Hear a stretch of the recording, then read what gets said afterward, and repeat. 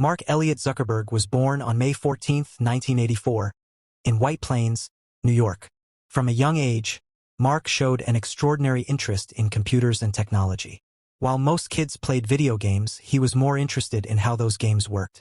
His father, Edward Zuckerberg, a dentist with a keen interest in technology, supported his curiosity by giving him a computer at the age of 10.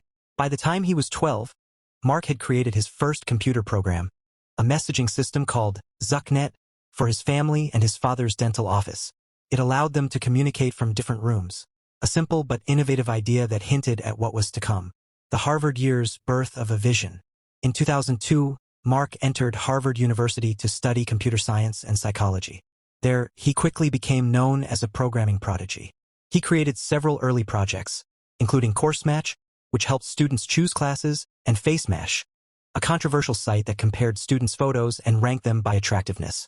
Though FaceMash was shut down by the university, it taught Mark two important lessons: how fast things could spread online, and how powerful a connected network could be. Soon, that idea evolved into something much bigger. On February 4, 2004, from his Harvard dorm room, Mark launched the Facebook with his friends Eduardo Saverin, Andrew McCullum, Dustin Moskovitz, and Chris Hughes. Initially, it was only for Harvard students, but within months it expanded to other universities and later to the public. From dorm room to Silicon Valley. As Facebook started growing rapidly, Mark decided to drop out of Harvard and move to Silicon Valley to focus entirely on his creation. It was a bold move, one that most people around him considered risky. But Mark believed deeply in his vision of connecting the world. In 2005, Facebook received its first major investment of $500,000 from PayPal co-founder Peter Thiel. With this support, Facebook began to expand globally. By 2006, it had opened its doors to everyone aged 13 and older. The platform's user base exploded, and it quickly became one of the most visited websites on the internet. Challenges, lawsuits, and growth. Success didn't come without struggle.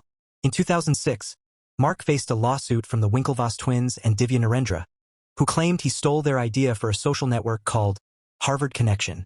The legal battle went on for years and eventually ended in a settlement worth millions of dollars. As Facebook grew, Mark had to make tough decisions, from managing privacy issues to handling criticism about the platform's influence on society. One of the biggest challenges came in 2018, when the Cambridge Analytica scandal erupted, exposing how user data had been misused for political purposes. The incident shook the company's reputation and forced Mark to testify before the U.S. Congress. Despite all the backlash, he took responsibility and began reforming the company's privacy policies and security systems. This comeback was legendary. Jobs completely transformed Apple's products and image. He launched the iMac, colorful, simple, and stylish. Then came the iPod, which revolutionized music. After that, the iPhone changed communication forever, and the iPad redefined computing. Steve's vision was clear. Technology should be beautiful, simple, and useful. He once said, "Design is not just what it looks like and feels like. Design is how it works." Under Jobs' leadership, Apple became not just a tech company, but a symbol of creativity and innovation. People didn't just buy Apple products, they felt inspired by them. But behind the success, Steve was fighting a silent battle. In 2003, he was diagnosed with pancreatic cancer. Even while undergoing treatment, he continued to work passionately, guiding Apple to new heights. In 2007, when he introduced the first iPhone, he said with his usual confidence, "Today, Apple is going to reinvent the phone." And he truly did. The iPhone changed the entire smartphone industry and became one of the most successful products in history. Unfortunately, his health kept declining. On October 5, 2011, Steve Jobs passed away at the age of 56. His death shocked the world, but his legacy continues to inspire millions. Steve Jobs taught us that failure is not the end. It's just a part of the journey.